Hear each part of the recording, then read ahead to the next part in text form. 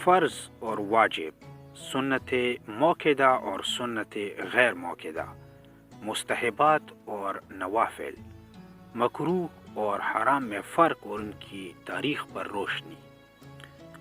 سب سے پہلے تو یہ جان لینا ضروری ہے کہ فرض، واجب، سنت وغیرہ یہ سب بعد کے فقہا کی اصطلاحات ہے۔ عہد رسالت یا عہد صحابہ میں یہ اصطلاحات رائج نہ تھی۔ الغرض یہ اصطلاحات بعد کے فقہا کی ایجاد کردہ ہے، جن کا مقصد دین کی تبلیغ میں آسانی پیدا کرنا ہے۔ یہ ساری اصطلاحات عین دین نہیں بلکہ دین کی تفہیم و تبلیغ کے وسائل ہے۔ یہیں پر یہ بات بھی واضح رہے کہ یہ جدید اصطلاحات دین میں ایجاد کردہ بدعت نہیں ہے۔ آئیے ان اصطلاحات کو جاننے کی کوشش کرتے ہیں۔ فرض اور واجب۔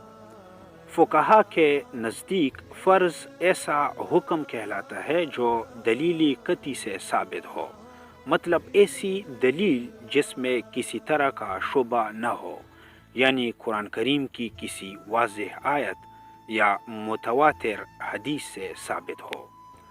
اور واجب وہ حکم کہلاتا ہے جس کا ثبوت ظنی ہو یا دلالت ظنی ہو، یعنی شبہ ہو۔ فرض کا منکر کافر قرار دیا جاتا ہے اور تارک فرض سخت گناہگار اور عذاب کا مستحق ہوتا ہے، جبکہ واجب کا منکر کافر قرار نہیں دیا جاتا۔ البتہ تارک واجب بھی گناہگار ہوتا ہے، اس لیے کہ واجب بھی عملاً فرض کی طرح ہوتا ہے۔ فرض کی مثال جیسے 5 وقتہ نماز اور واجب کی مثال جیسے وتر کی نماز۔ سنت موقدہ اور غیر موقدہ۔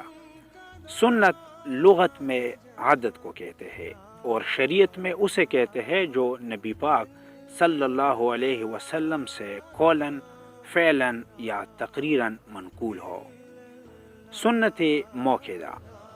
سنت موقدہ وہ فعل ہے جسے نبی کریم صلی اللہ علیہ وسلم یا صحابہ کرام رضوان اللہ علیہم اجمعین نے کیا ہو اور کسی عذر کے بغیر ترک بھی نہ کیا ہو۔ اس کا حکم یہ ہے کہ کسی معتبر عذر کے بغیر اس کو ترک کرنے والا شرعاً مستحق ملامت ہے۔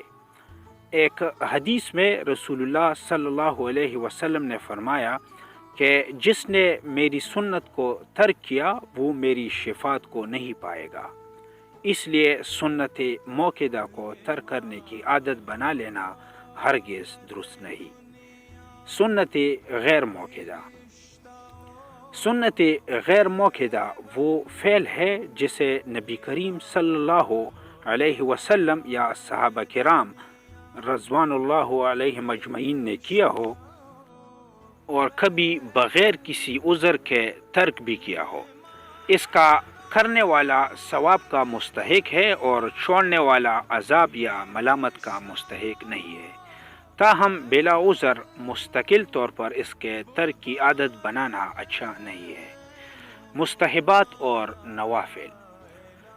مستحب شریعت اسلامی کی اصطلاح میں وہ ہے جس کو حضور صلی اللہ علیہ وسلم نے یا آپ کے صحابہ نے کیا ہو، یا اس کو اچھا خیال کیا ہو یا تابعین نے اس کو اچھا سمجھا ہو، لیکن اس کو ہمیشہ یا اکثر نہ کیا ہو بلکہ کبھی کیا اور کبھی ترک کیا ہو۔